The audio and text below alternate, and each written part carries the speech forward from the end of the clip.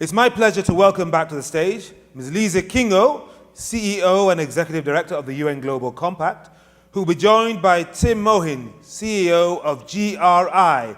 And GRI is a core partner of the Action Platform Reporting for the SDGs. And they're going to launch an exciting new resource, a first step on the road to developing a single, uniform mechanism for measuring and reporting business progress and impacts on the SDGs. So please be very, very warm in your welcome back to Lisa, and for the first time, Tim Mohin, please.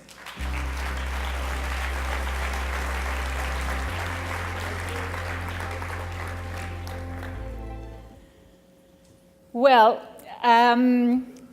this is a big moment. Yes, it is. It's a big moment for Tim and I on behalf of the UN Global Compact and GRI to be here in front of you 1 year after we launched our action platform on SDG reporting last year, actually exactly around these dates.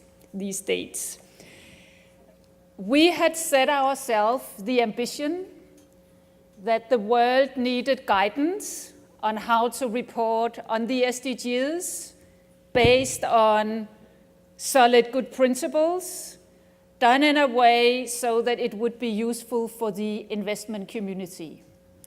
So what do you do when you are faced with a big problem and something you know will be a huge piece of work? You team up with your really good friends for many, many years, and you invite companies that are really dedicated to the sustainability theme, civil society, all the good NGOs out there that really knows the details and all the aspects of this. So I want to thank everybody that has been involved in actually delivering the result that Tim is holding up now, the first concrete output of the action platform on SDG reporting. It's the first step. It's an analysis that maps out how to report based on all the different KPIs and indicators that we see on each of the SDGs. So this is the sort of how to do it, the what. What we will come out with a little bit later this year, a draft in November and a final sort of guide in January that will be the how to do it. So this is a big moment for us, and Tim and I would like to take the opportunity to thank everybody that has been involved, in particularly Danone that has played a very big role, PricewaterhouseCoopers that has also done a huge effort. So, I mean, please help us in celebrating that we have a very concrete product now, and we look very much forward to everybody piloting and testing it out, because this is a really big step.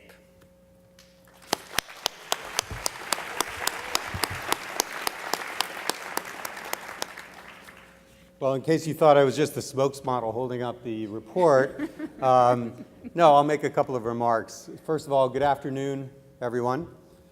Wait, I got to channel Henry here. Where are you? Good afternoon, everyone. Yeah, much better. Wake up. We got to keep this. Yeah. I want to thank Lisa. I want to thank UNGC. I want to thank PwC, all of the partners that we had in the corporate leadership group and the multi-stakeholder action group that got us to this point.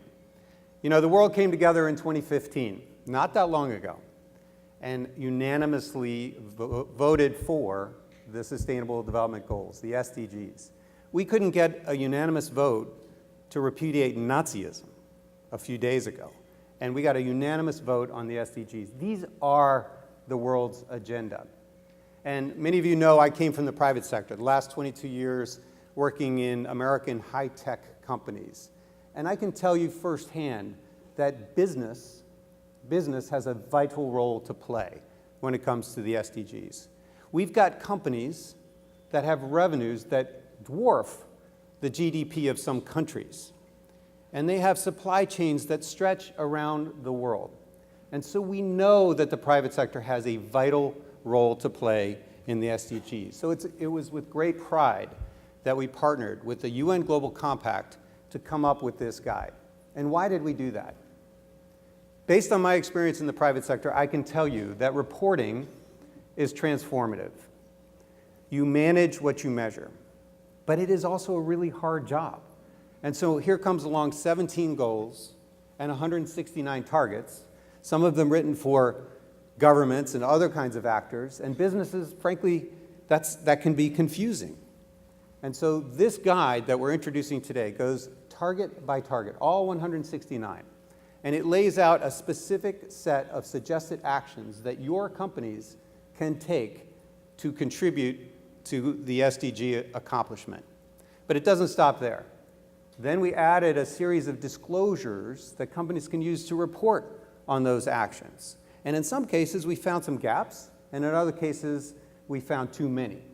So we have to come up with another guide, and we'll be doing this very soon, on how to apply this. So we've given you the what, and now we want to give you the how, because the goal is to make the SDGs friendly for business. So I am super proud to stand here today to introduce this report, and it's the first of many to come to help business, help all of us achieve the Sustainable Development Goals. Thank you very much.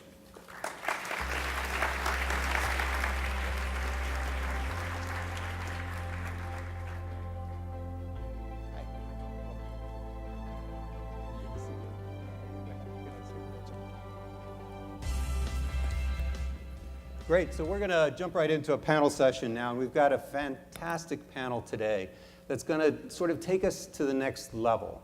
Really, these are all representatives of leadership companies that are taking the SDGs seriously and taking action to implement the SDGs. While some are still confused, these companies are actually moving forward. So it's a great pleasure to be with them here today. As I mentioned up there, I think it's intuitive that you manage what you measure. And so just the very act of reporting gets us somewhere. It is a transformative act, but it's not enough. Companies are producing reports that could be 100 pages long, and they might have data that's, a year to a year and a half old. Is this really helping? Is this investor-grade information that can be used by decision makers and stakeholders outside the company and inside the company, or can we do better? These are some of the issues that we'll tackle on this panel today, and we've got a fantastic panel to do it. And the last thing I'll say before I turn it over to my panelists is I want to keep this North Star clear before we get into it, which is it's not about the report. The report is a means to an end, and the end that we seek is action. This is the action platform for a reason. It's because we really have to move the ball forward. So Lisa said it earlier today. This is not business as usual. This is business as unusual. So with that as an opening, I'd like to introduce each one of our panelists and then have them give us a brief statement. To my right immediately is Mr. Mark Wilson, who's the Group Chief Executive Officer of Aviva, which is the UK's largest insurance group. To his right is Ms. Lorna Davis, Chief Executive Officer, and I think your title is amazing, by the way. You must need a very big business card. Chief Executive Officer, Danone Wave, and Executive Vice President, Chief Manifesto Catalyst at Danone. And I might also add, Chair of the world's largest public benefit corporation. It's quite a lot of titles. And then to her right, we have Mr. Joshua Oigara, Chief Executive Officer of KCB Group Limited, and Managing Director of KCB, the largest indigenous bank in East African region. So welcome to you all. What we'll do is we'll have each of the panelists make a brief statement. We'll go to a couple of questions up here on the panel, and then I'll open it up for just a few questions from the audience. So why don't we just go right to left and start with you, Mark. Sure. Well, firstly, congratulations, Tim. I think the GOI work over a long time now, and the initiative you launched today, I think that shows the way. And, someone once said, if your presence doesn't make an impact, then your absence won't make a difference. And I think all the presence, the wonderful presence that we have here today can make an impact. And it needs to, though, because the world is in crisis. As you said, Aviva's a global insurer and also a global asset manager. And our job is to look at risk and manage risk. And you only have to look at this year at all the impacts, if you take one thing of climate, that it's having, and you see the risk. You've had Harvey, you've had Irma, you've had Typhoon Hato, which was the strongest typhoon in the last 50 years in Hong Kong. You had floods in India, you've had the recent earthquake. In fact, if our modeling is accurate, and it normally is, this year, 2017, will be the second worst year in our history in terms of natural catastrophes and events. Second worst year. Wow. The worst being 2010. So the economics are compelling, the facts are absolutely compelling, yet why is there still skepticism? Why does emotion and rhetoric, if you excuse the pun, trump facts? And I think part of it's because the solution here is a mix of an economic solution, in fact, and scientific data, but also psychology. And the work you were just launching provides guidelines for companies like ourselves, to measure this stuff. I think there's also another layer that needs to go on top of that as well and use that work. And that is appeal to the sense of CEOs and boards, which is competitive spirit. Where I live now is the UK. And the UK loves their competitive sports, the home of competitive sport. They invented soccer for the Brazilians and cricket for the Aussies and rugby for the Kiwis, and we're all very grateful. But what I'd like to do, I think, is turn the SDGs into competitive sport and force rank companies around the world. We're going to launch something today that builds on the work that you and others are doing, which is called the World Benchmarking Alliance. Force rank companies, and therefore, if you're at the top or the bottom, it forces you to look at it. Thank you. Sounds very exciting. Lorna. Thank you, Tim.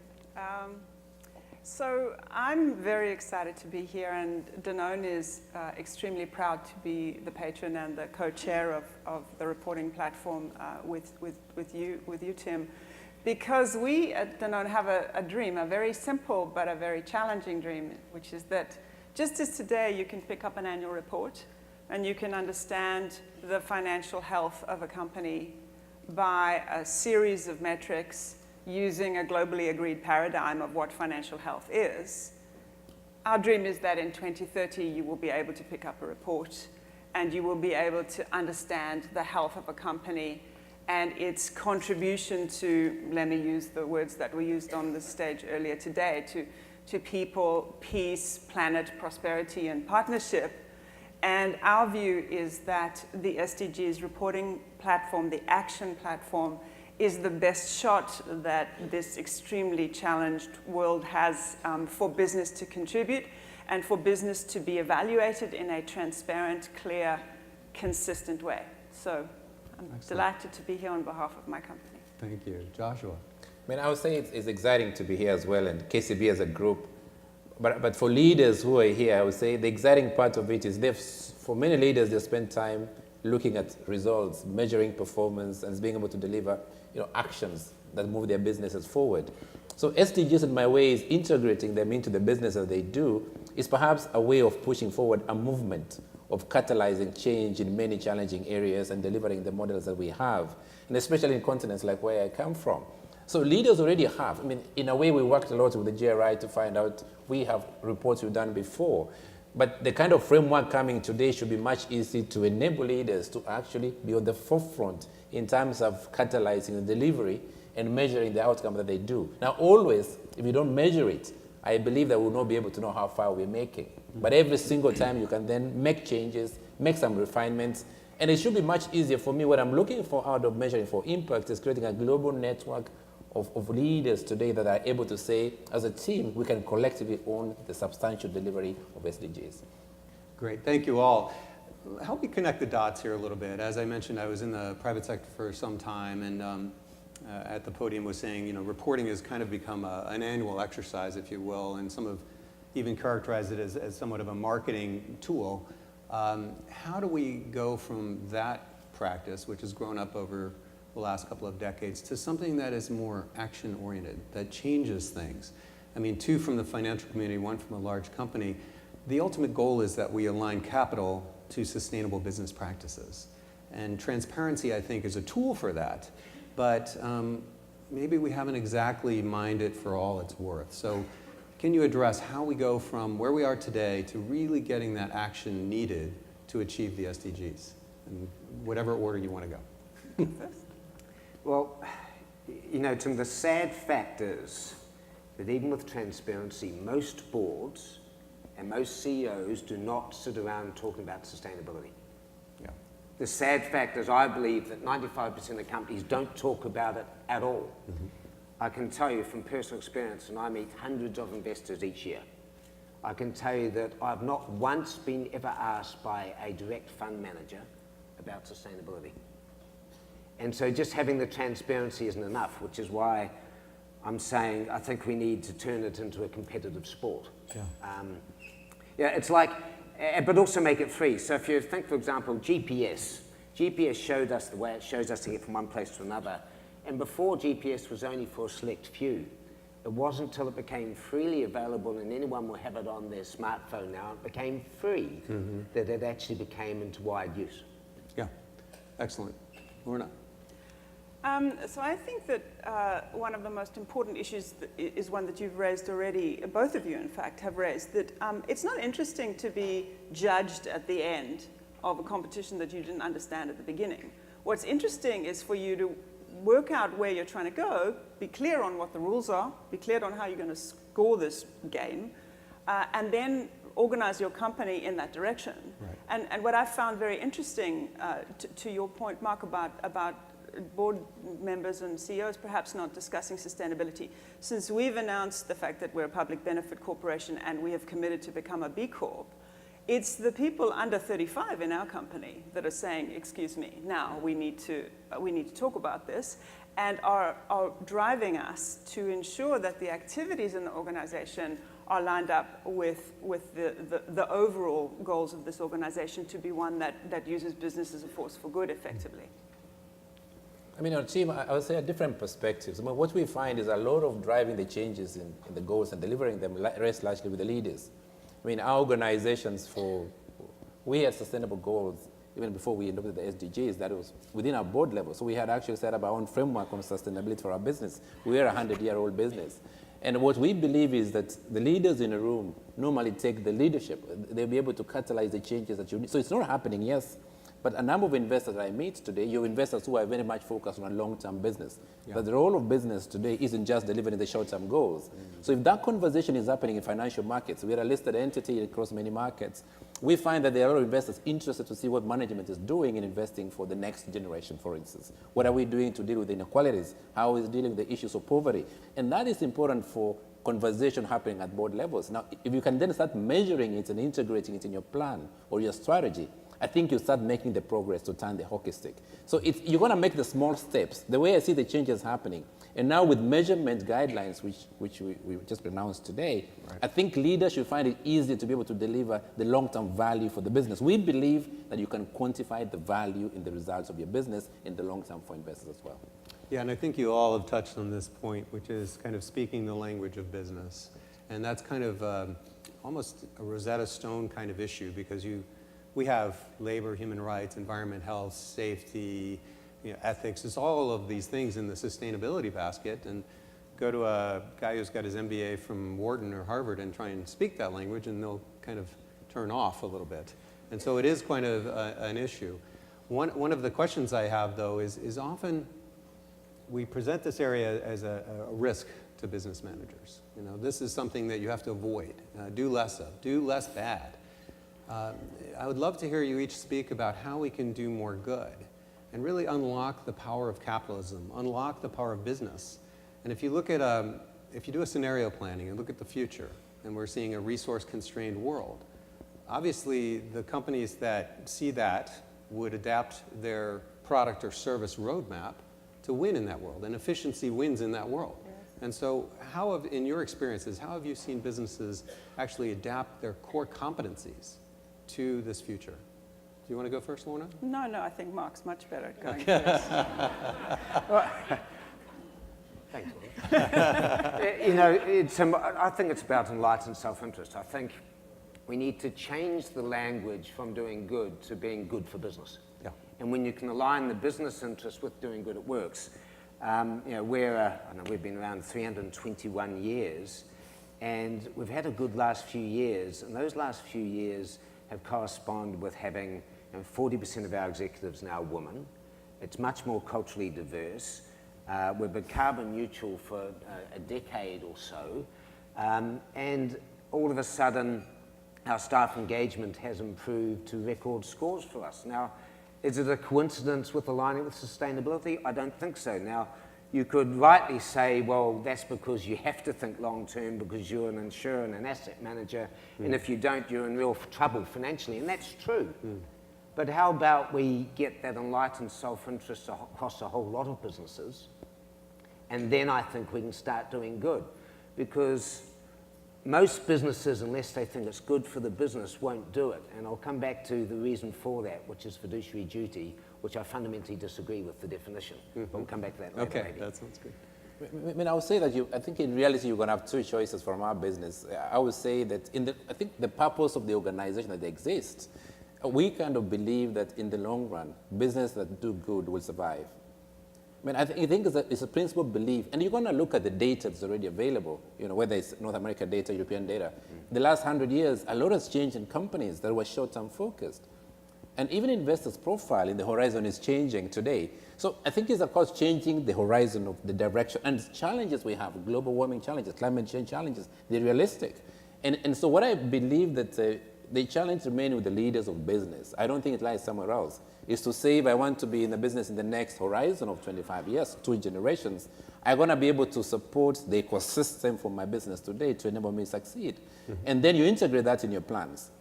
And the data is so vicious today. If I look at the last 25 years, a lot of businesses that existed don't exist anymore. Right. And that is the reality. So are we going to run a race for the short term, which is sometimes very lucrative for leaders? Capital markets are very punishing. I have been very pushing back to investors personally, whether it's here in New York or in London, and saying, we're a long-term company. If you're going to invest in our business, we're here to look at challenges in our environment, even as a financial institution today, and address problems in a local context. We operate in 7 difficult countries in Africa. And our view then is that if you see the outcome of those resolution of problems, that is the way of resolving our challenges for our businesses and therefore return for our investors. It cannot be assumed that by doing good, you're actually destroying the value of business. That's something that we have challenged back to our investors. So there is a way to do it.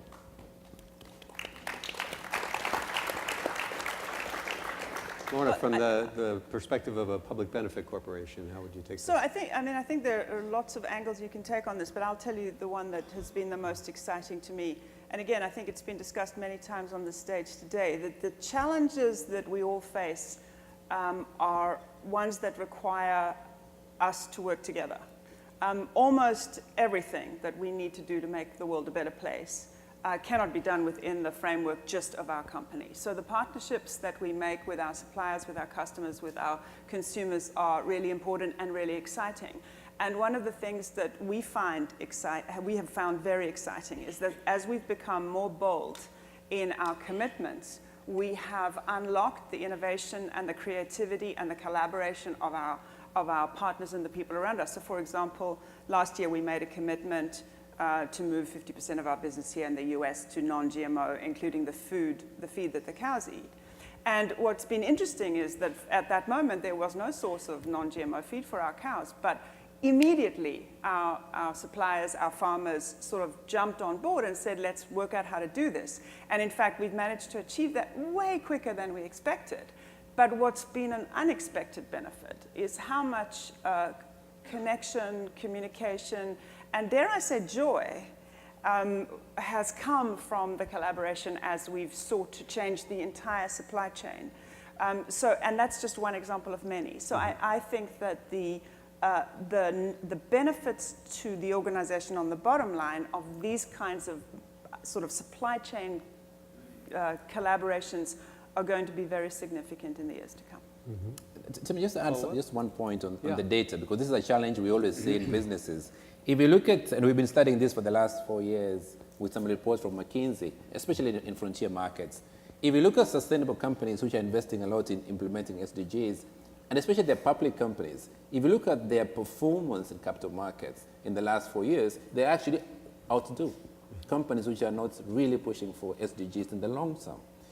And although we're in early stages, so you also have some evidential data, because sometimes we don't always use that data. I always believe that you can only become great by doing what is good. Now, boards always don't believe in this kind of conversations, but we, in our business, we've been able to demonstrate across our markets that this is the way to build a long-term business. Now, the data also collaborates this information, and this is data that's been available publicly in a lot of think tanks across the world. So there is already some opportunity for you to say, if I focus on the short term, I'm destroying my business. If I'm looking at the long term, impacting and implementing the activities. And in our continent, especially in Africa, we perhaps will sound the biggest leapfrog of changes by implementing SDGs, both at private sector and at government level. That's very positive. So we've talked a lot about some of the barriers, right? We've talked about short-termism, we've talked about the business language and translating from sustainability, and you talked about fiduciary duty. I think these are all barriers. They're not new. The SDGs actually, don't change those things. They've been there for a while. But maybe since each of you is a leader in business, you could address how do we get over those barriers, especially now that we have the 2030 deadline? I think things like you're doing now, measurement is key. It's like if you're at the Olympics and you're measuring a gymnast, if you measure them a different way for each gymnast, it doesn't work. And give them some consistency, I think, one. Number two, I think, is regulators and regulation. I think in many markets around the world, regulators are so obsessed with protection over a 12-month time frame, they forget about sustainability over a long time frame. And that's problematic. And you're right, the point on fiduciary duty has been around a long time, yet it still hasn't been addressed. And particularly in the US, business schools still teach fiduciary duty as return of investment in a relatively short time period. Yes. And until we define that and say fiduciary duty includes a strong element over the long term, you're not going to address the major sources of capital globally. And if we can't address the major sources of capital, we're not going to be able to fund the SDGs. I mean, total overseas development assistance is on a good day maybe 140 billion. And you compare that with, 500 trillion in capital markets, and it just gets dwarfed in size. Yeah. And that's the issue we actually have to address, yes. I think. I think it's a combination of creating a movement and making sure you're measuring the right things. So I made the point earlier that, that there is a movement, certainly in our organization, and I think in many organizations, where people are saying, I don't want to work for a company that doesn't have the right standards, the right morals, the right approach to the world. So you're immediately getting better talent if you've got a strong agenda in this area. But the second thing is that organizations are designed to be sort of KPI achieving systems. That's what we do. And we're at our best when we compete, when we're clear about what we're trying to do, and we're measuring what we do, and we have some kind of scorecard. And to come back to my earlier metaphor, or my earlier analogy about finance, we have bonus systems that are very clearly measured against financial metrics, and everybody understands that, and everybody understands what they're trying to achieve. When we create the same system for the broader agenda in organizations, combine that with the momentum that's already there, I think we're going to be unstoppable, and we're going to make an extraordinary impact on the world in a good way. I mean, Tim, I'll say it's going back to the first principles. I mean, largely, like Lorna has said, for us, we've looked at all the 17 SDGs and said we pick up 8 of them that we want to implement, and created a 10-point action plans around our strategy and put measures. So this is how we've actually gone around in our own organization and said, for this 10, then we're going to be able to measure them every single year and work on a program of 52 weeks to actually deliver on each of those ones in our business and integrate them to our action plans going forward. So the challenge about looking at 2030 as a long target has the difficulties as well for businesses. They say you have more time. But if you break down much nearer today, and so it is our lending decisions, is our recruitment decisions, is the environment that we operate in, the countries we work with. So we've actually brought down in our programs or action plans for the year, the 8 SDGs with our 10-point action plans. And then we report them either through our integrated report, and now going forward from 2018, we are going to have a sustainability report. Mm-hmm. So also you're going to make it public. You're going to be able to be bold enough to be transparent and say, hold me accountable for these action plans. Yeah. Business leaders don't always do it. And then we now can push forward to our partners. Lorna talked about the supply chain elements, get our investors involved, get our shareholders involved conversation. if you make this ecosystem together, you create what I call a movement. Yeah. And that movement then enables you to easily swell and push your businesses. So far, we've been very successful in that model. It's early days, and we're looking forward to implementing the principles as well in terms of how to easily manage and monitor the action plans you've taken. Great. Did you have a follow-up? No, I'm just agreeing with him. Well, and moderator's prerogative, I think that all of you have addressed this really well, and I'll just add a little bit as the chief executive of GRI. I think that, frankly, we've been doing it wrong. The reporting is not concise, consistent, comparable, and current. And this is what the investors, financial markets, and company managers need to make good decisions. Yeah. And I'll add a fifth one onto my 4 C's is that we have to start forecasting. We have to start looking into the future, like where could this go and how is that going to impact our company? So that is something that we're trying to work on in terms of the future of reporting as well. But just from I do want to add something now, Okay. actually. I think it's important to make a point about where you double down and where you're just good enough. I think one of the things that's challenging for all of us is we can't be perfect at everything, and obviously for some of our organizations, some of the SDGs are much more central than others. But we have a responsibility to reach a minimum criteria on everything. So choosing where you're going to double down, choosing where you're just going to be good enough is a normal part of doing business. That's what we do in all of our priority setting. And I think it's important that we all do that with this range of SDGs as well, is that we get to make some choices about doubling down, but we also make sure that we're at minimum standard for everything. Yeah, and I did have a question in my mind about, setting materiality, but I'm going to ask a different question. And maybe after this question, we can open it up to all of you for your questions as well. It's just, to me, it's very interesting because I think often companies are thought of as sort of more like kind of a robot. They do what you program them to do.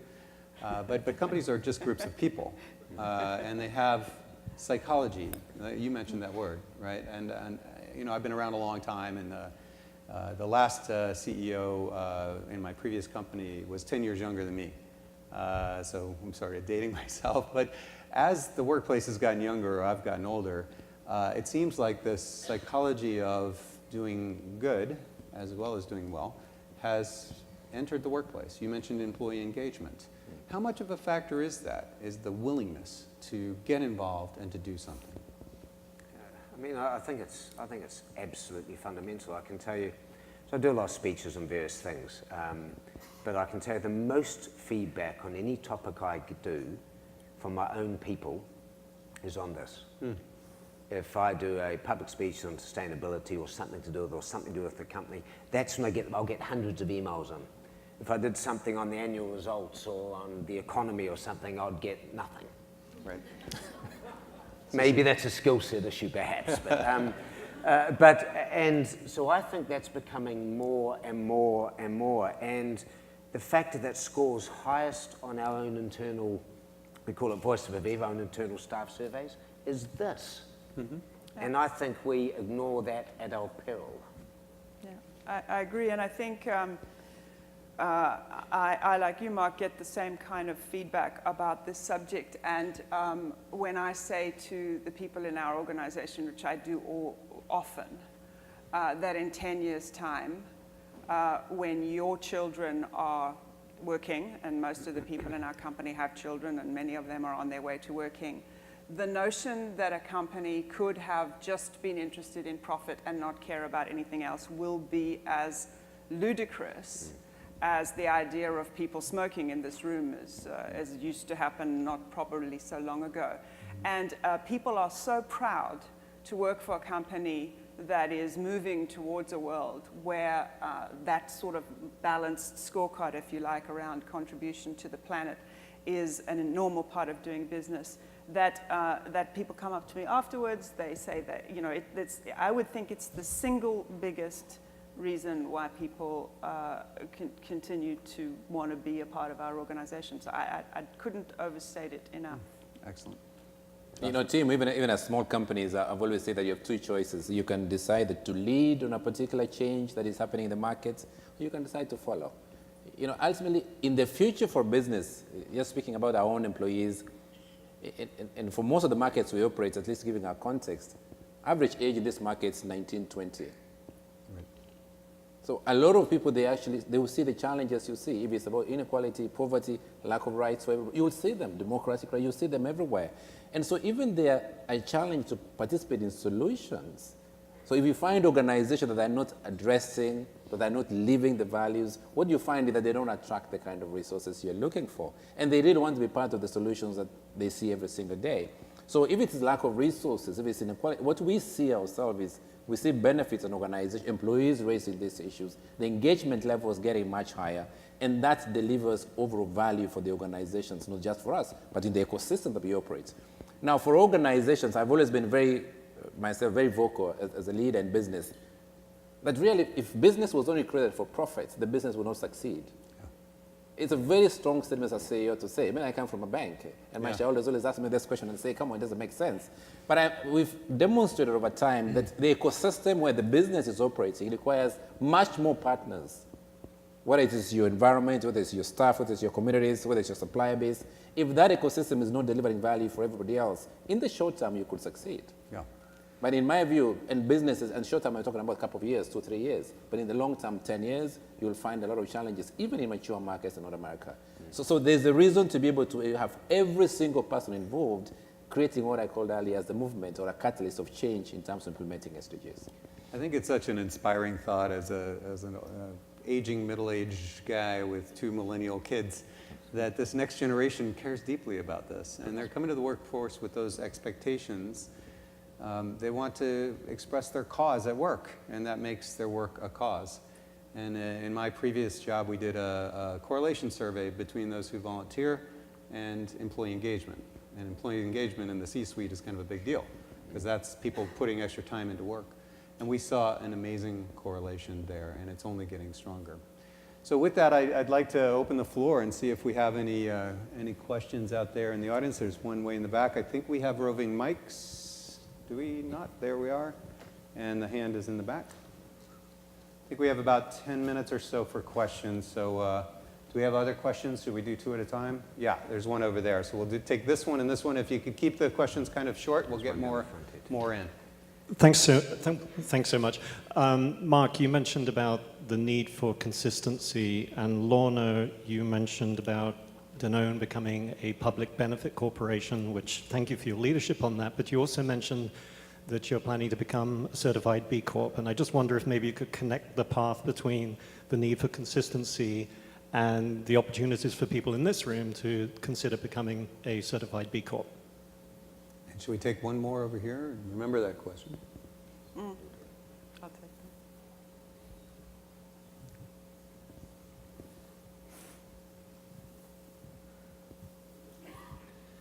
Thank you. Good afternoon to everybody. I have a quick question. Usually reporting is done at a company level, and it drives silo behavior at one company. Could we imagine a reporting at a value chain or at an industry level that would force holistic and decision-making at an ecosystem point of view? Thank you. I didn't really hear the beginning of that question. Could somebody repeat it for me, please? Maybe could you repeat it? I'm sorry, so I didn't hear the very beginning of your question. Yes, reporting, if it's made at a company level, okay, so Danone is reporting, Aviva is reporting, has some effect, positive. But could we imagine that a whole value chain, all of Danone's suppliers would be included in the reporting dynamics? So it's putting reporting at a higher level. Great, thank you. Okay, so I'll take the first question, which is about public benefit corporations. Can you hear?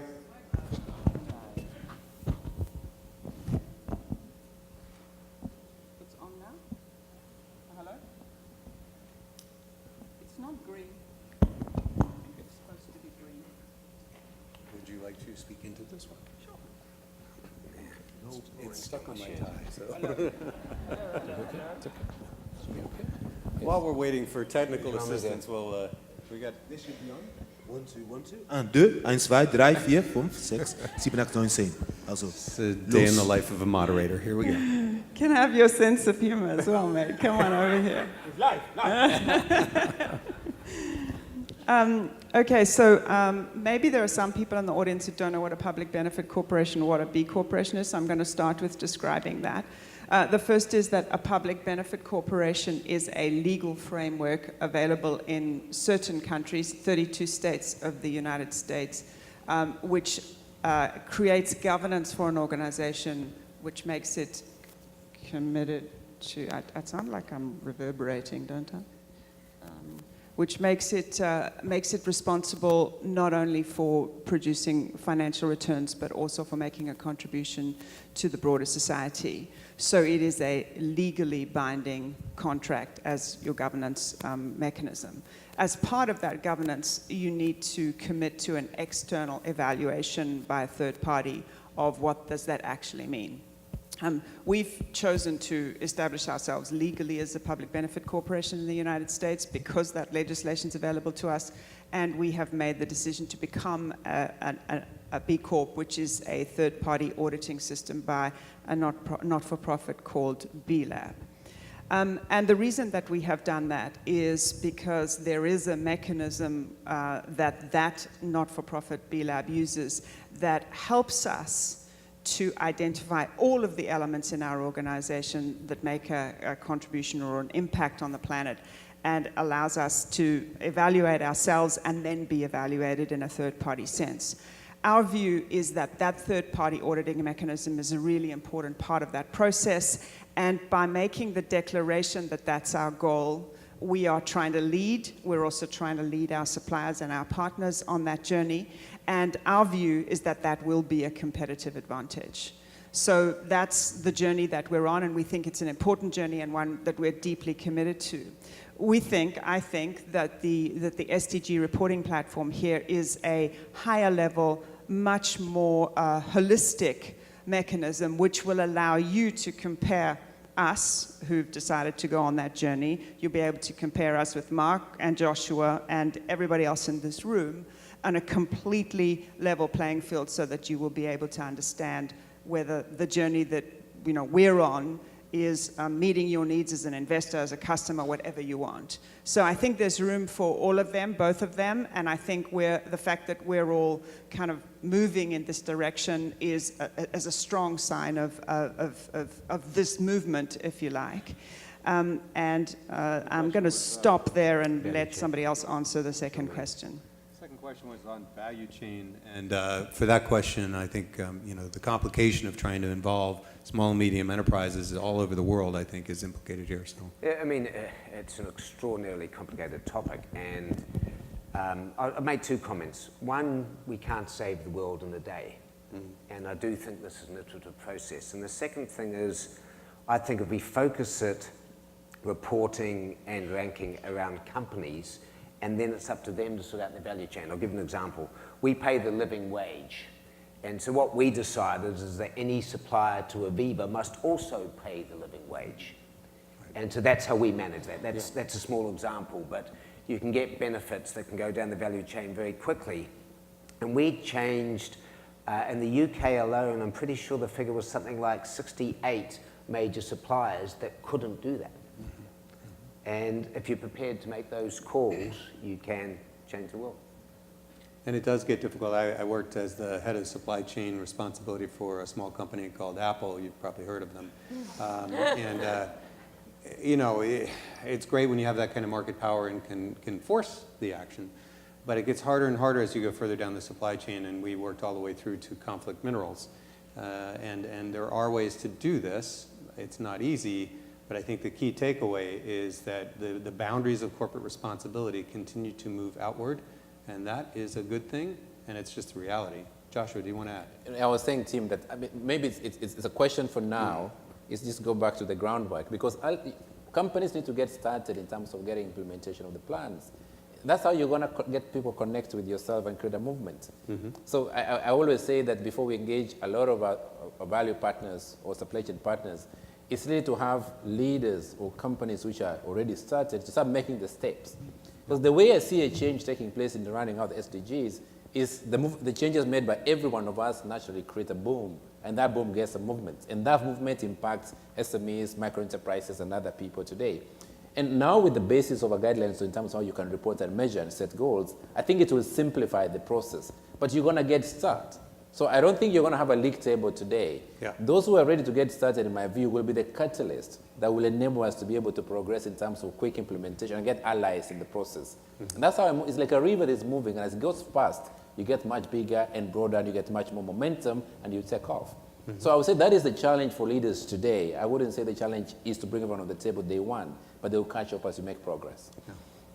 It's a tough issue. I think we have time for one more question. How about right up here in the front, where I probably got it where the mic's in the back. There we go. Thanks, Tim. John Elkington. Fascinating panel. The question is this. For decades, civil society wanted to keep business out of politics. And they also asked business to report on political positionings and so on. Now we have civil society wanting business to step up and take a political stance. Any particular views on that one? Business and the political stance. Not a very controversial issue. Who wants to jump on that landmine? What a wonderful question. I mean, look, fundamentally, I think Joshua said before, no business has ever survived long term with the objective of making money. Because what are you doing as a business if you're making money? Every business that survives long term must have a purpose. They must fulfill a role in society. And I believe one of the privileges of being a CEO is to be involved in things that impact society in general. And that means you must be active. Or what are we here for? Yeah, good points. I'll just say one thing, which is that I think we're all in the business of choosing what we can influence and what we cannot. And certainly what's true in our business is that the most powerful issues are local. And in fact, local government, when it comes to issues like recycling, like animal welfare, like the supply chain, it's actually our relationship with local governments and local municipalities, for example, on recycling and so on, which are really powerful. And ironically or happily, they're actually much less volatile than some of the more national, global political issues. Timothy, it's a very, I would say it's a question of many contradictions. I mean, I remember, but businesses cannot stay away from the politics. I mean, ultimately, I remember a conversation I had with the president of Rwanda, Paul Kagame, and then the question is, will a business leader be willing to step up and do work in politics in a country? If you stay far away from where the country is running its policies and making decisions, how then can you make changes to the development of an economy? And this is a question the business is always not willing to play. We like to play on the side and ask for what we need and do our in that way, there has to be some kind of unification in the long run. So what is happening today is, in my view, the right way has always been an engagement. But we see less and less. I mean, I don't know about civil society here, but we see less and less. Where business doesn't engage government, we see less and less harmony in delivery of the long-term objective for the business itself and for the economy and overall for the country. So I think it's the right thing to have that kind of collaboration. And what I find fascinating about your question, John, is the evolution between business and government. I mean, we're sitting here in UN General Assembly Week. We have Mr. Trump as our president. Things have changed quite a bit. And I get, as an American, I know I sound like I may live in Holland, but I'm actually an American. The question is asked all the time, with the government sort of pulling back, especially in the United States, what does that mean for business? And I answer the question, that business is actually much more global, and the role has expanded beyond being just the regulated entity into actually a leadership role, especially when you're extraterritorial and you have operations around the world. And I just think that's fascinating. I think that business is now sort of leading the agenda almost. And the question that often gets brought up is consistency. Are you lobbying for the same things that you're saying on a stage like this? So excellent question to end an excellent panel with. I want to thank all of our panelists, and please join me in thanking them for a wonderful discussion today. Thank you. Thank you. Thank you very much. Thank you. Thank you.